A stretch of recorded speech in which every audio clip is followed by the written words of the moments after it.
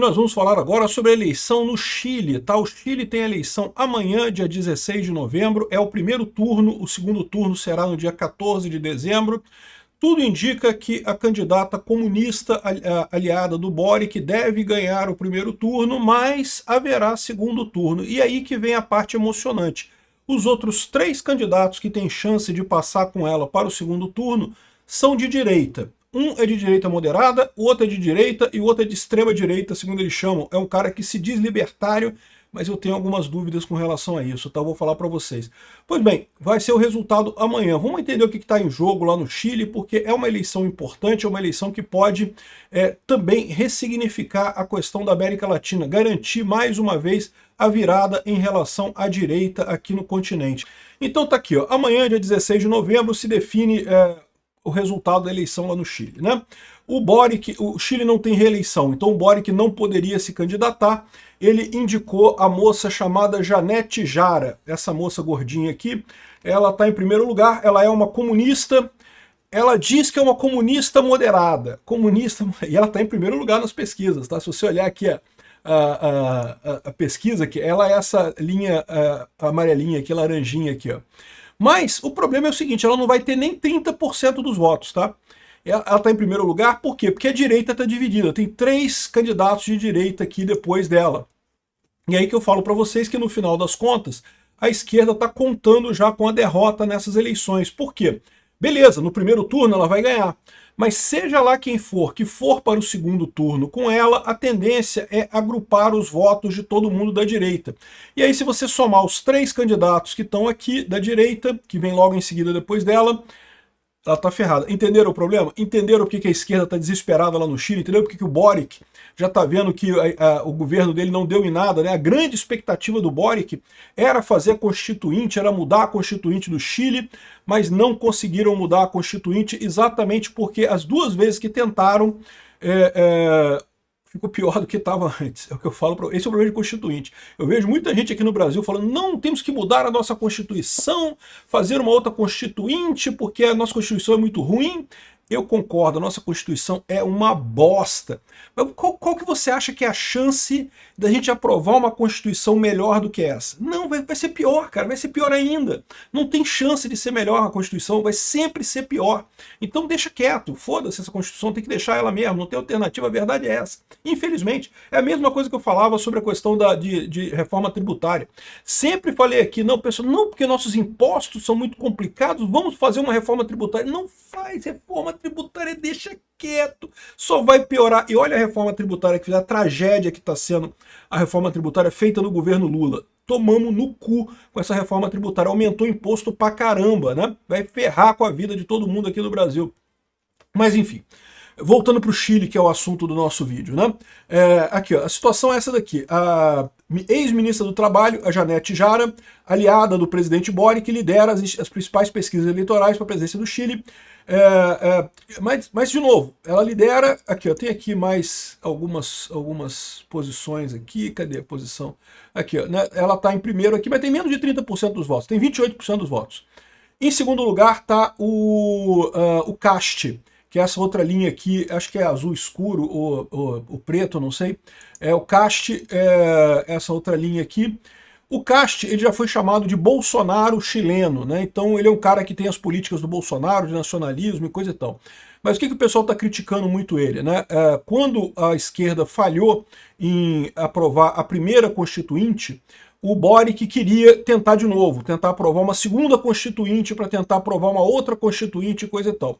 E foi todo mundo contra, mas o Cast ficou a favor. O Cast falou, não, vamos tentar de novo, vamos tentar fazer de novo. E o pessoal critica muito o Cast por esse negócio, por ele ter, de certa forma, ajudado o Boric nessa parada, né?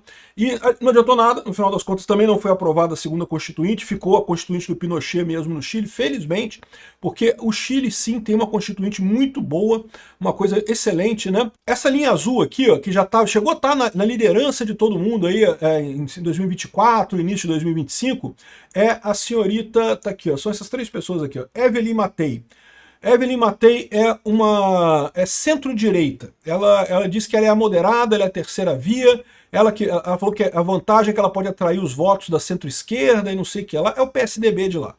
é o PSDB do Chile que está lá. Então a gente tem aqui centro-direita, direita e extrema-direita, ou pelo menos eles estão dizendo que é extrema-direita, porque eu sinceramente, depois que eu vi as opiniões do Kaiser sobre a Ucrânia e a Rússia, esse cara não é libertário de verdade, ele está enganando a galera, tomem cuidado com ele. Isso tem que tomar cuidado, aliás, na América Latina inteira. Por quê? Porque o sucesso que o Milei fez, o Milei é libertário mesmo, as ideias do Milei são de verdade libertárias, né?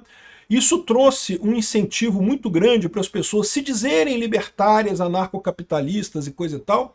E, olha só, libertário que defende a Rússia não é libertário. Me desculpa, não é. A ética é uma parte central do libertarianismo. A ética libertária é contra a iniciação de agressão. É a coisa mais importante que tem no liberalismo, no libertarianismo, é você evitar a iniciação de agressão. Aí o cara me vem com esse papo aqui, ó.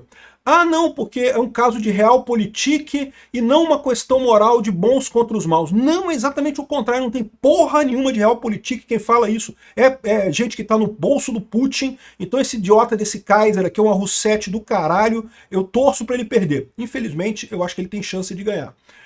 Aqui, ó, ele argumenta que o conflito não deve ser simplificado como uma luta do bem contra o mal. Que idiotice é essa? Um país invadiu o outro, matou um monte de gente. Onde que não tem bem e onde que não tem mal nessa história, seu idiota?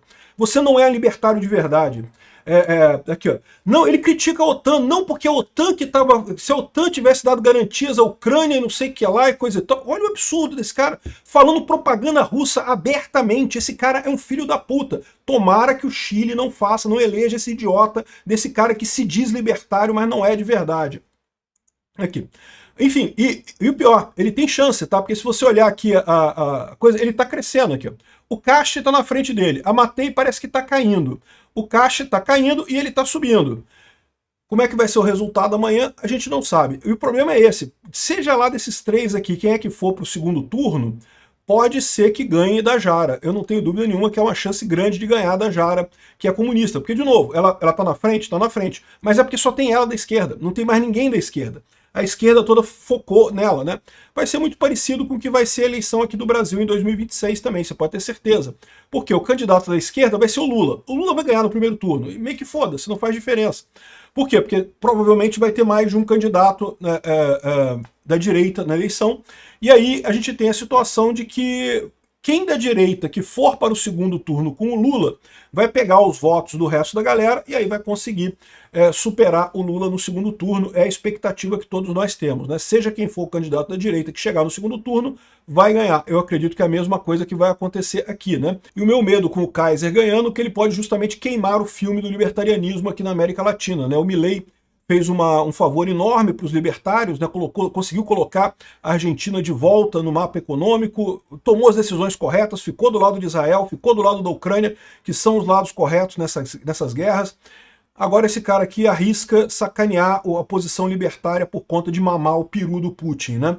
Mais um idiota socialista aqui. Bom, por que que o... Aqui tem uma pesquisa de opinião que mostra isso também, tá vendo? Aqui ele tá em azulzinho clarinho, tá subindo, e o Kast tá caindo, né? A gente não sabe se a queda vai ser suficiente.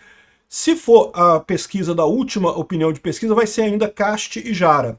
E aí o Kast tende a reunir os votos de todo mundo da direita e deve ganhar da Jara. Tomara que seja esse o resultado, mas eu não descarto que existe a chance de ganhar o Kaiser, né? E aí que você tem um problema. Por quê? Porque no caso dele, isso aí é extrema-direita mesmo, né? Ele pode, de fato, como eu falei para vocês, o equilíbrio de Nash tende a forçar os extremos. Do lado da esquerda só tem a Jara, então é capaz de ser ela mesma. Mas do lado da direita, o pessoal tende a ir para o extremo. Então, embora eu não goste do cara, eu acho que ele vai ganhar. Vamos ver o que vai acontecer, né? Eu acho que o Kaiser vai acabar ganhando essa, infelizmente. Vamos acompanhar o resultado das eleições amanhã. E não sei se eu vou fazer apuração ao vivo, tá? Vou pensar. Se eu não estiver cansado, eu faço as apurações ao vivo. Senão a gente faz um vídeo só na segunda-feira falando sobre os resultados dela, né? Mas é importante essa eleição para o Chile. O importante é ver quem é que vai da direita para o segundo turno. Tomara que seja o Kast.